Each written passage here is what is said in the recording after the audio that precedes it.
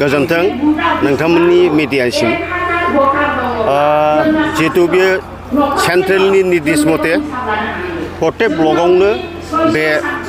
youth issue माने वार्कार्स मिट बे जिनिसा सोलिबोगासिनो दं जाबोगासिनो दं दिनै बेयाव जमदुवाराव जादों आरो बाव गोबां वार्कारफ्रा जोंहा सफैजोबदों बे जमदुवार समितिनि उइलियाम नार्जारिनि आरो बहुद जाबावगौमोनदां आं दा खोनानो मोन्दों जितु जोंना नैबे जोंनि एगेन्स्ट पार्टि जितु इउपिपिएल पार्टिफ्रा माने वार्कारफोरखौ पाठायनानै गामिनिफ्राय फैनो गोनां माखासे जोंनि बिपिएफनि हान्जानि वार्कारफोरखौहाय बहुद होबथानानै दोनदों होननाय खोनादों आरोखि थेवबो जादों जथेस्थ' दा बेखिनिया सोलिगासिनो दं जाय हक जोंनावथ'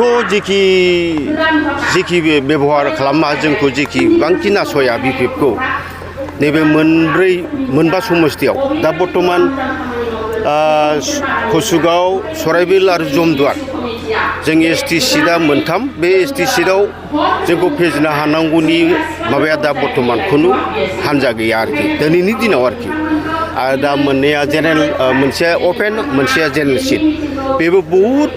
माबा जाबाय आरोखि आपग्रेड जाबाय मोजां जाबाय जों सानदों बे गसाइगाव साब डिभिजनाव जोंनाव बिपिएफ माबाया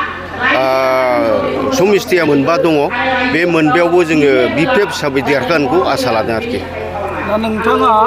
एक्जिस्टिं एमसिएलए सराइबिलनिफ्राय दा फैगौ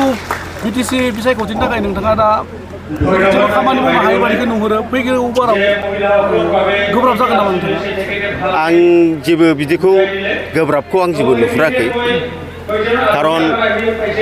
सरकार गैयाबाथ' नोङो एमसिएलए जानानै बारा खामानि मावनो हाया खारन गिदिर जुदि स्किम मावनांगौबा बे जाबाय गभर्नमेन्टनि अनसुंथाइ नङाबा खुनु खामानिखौ मावनो हाया आं नुदों आंनि समस्तियाव बेबादि एथ' झामेला जानाय नङा खारन जेसेबां हादों आं पार्सनेलि बे खामानिखौ आं मावना होगासिनो दं जेरै लामा गाज्रि जानाय बबेबाफोर दालां गाज्रि जानायखौबो आं बेखौ रिपेयारिं खालामना होगासिनो दं आरो आं बिपिएफ सराइबिल हिसाबै आरोखि बिपिएफ हान्जाया खुबै गोख्रों आरो जोंनि बिपिएफ हान्जाया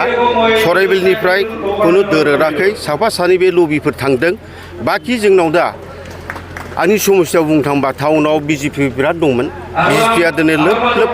आंनाव जइन जागासिनो दं हयथ' थानाय नंला आरोखि बिजेपिया बे टाउनावहाय आरो बे हाग्रा ओनसोलजोंबो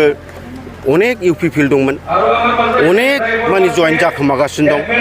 मथ'थे नैबे इलेक्सननि सिगां बहुद वार्कार फैबावगोन आरो जइन जाबावगोन आरोखि बेसेबांसो भटनि फारागथियाव देरहागोन होननानै नोंथाङा मिजिं खालामनानै दङ नेयारावबाव दं 5,000 बाराखौ बुंनानै लाब गैया आं थांनाय बोसोराव 4,500 एबाबाव देरहादोंमोन एबारबो आङो 5,000 एबाबाव देरहागोन बेखौ आं लादों आरोखि